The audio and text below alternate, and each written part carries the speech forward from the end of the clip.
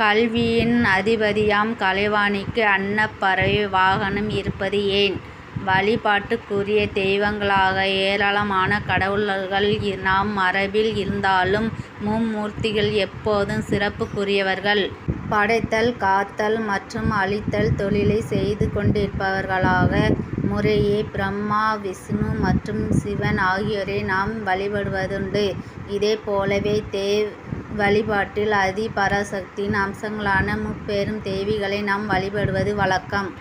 ஒரு மனிதனின் அன்றாட வாழ்க்கைக்கு தேவையான கல்வி, செல்வம் மற்றும் வீரம் இந்த மூன்றையும் அருளக்கூடியவர்களாக முறையே சரஸ்வதி, லட்சுமி மற்றும் பராசக்தி ஆகிய தேவிகளை நாம் வழிபடுவது வழக்கம்.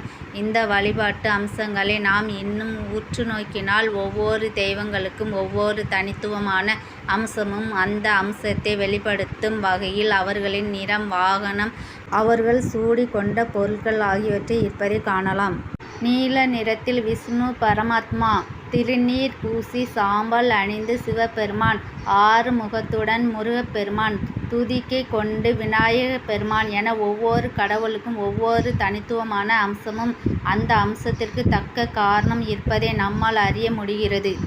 அந்த வகையில் பெரிய அளவில் கோயில்களும் சன்னதிகளும் இல்லை என்ற போதும் தன்னுடைய இருப்பதை எல்லா இடங்களிலும் வியாபித்து நிலைநிறுத்தியிருக்கும் சரஸ்வதி தேவி வெள்ளை நிறம் சூடி அன்னை பறவை வாகனமாக வைத்திருப்பது ஏன் என்பதை இக்கட்டுரைகள் காணலாம். சரஸ்வதி தேவி கல்வியின் அதிபதி. இங்கே கல்வி என்பது கற்றல் என்பது வேறு. கல்வி என்றளவில் புரிந்து கொள்ளப்படுகிறது. உண்மையில் பொருள் ரீதியான உலகிலிருந்து ஒருவர் பெறும் விடுதலையும் அந்த விடுதலைக்கு காரணமாக ஞானத்தையும் வழங்கும் ஞானவாணி சரஸ்வதி தேவி ஆவார். தூய ஞானத்தின் அடையாளமாகவே தூய்மையான வெள்ளை நிறத்தை சரஸ்வதி தேவி தனக்கு உகந்த நிறமாக சூடிக்கொண்டுள்ளார். அவருடைய வாகனம் அன்னம். எதை குறிக்கிறது? அன்னப்பறவைக்கு பாலையும் நீரையும் பிரிக்கும் குணம் உண்டு. ஒரு மனிதர் உலக வாழ்வின் இன்பங்களில் இருந்து தன்னை பிரித்து பார்க்க வேண்டும் என்கிற ஞானத்தை இது உணர்த்துவதாக உள்ளது. மேலும் அன்னத்தால் நீரில் தன் சிறகுகளை ஈரமாகாத வண்ணம் சறுக்கி கொண்டு மேலெழுப்பி பறக்கும் தன்மை உண்டு.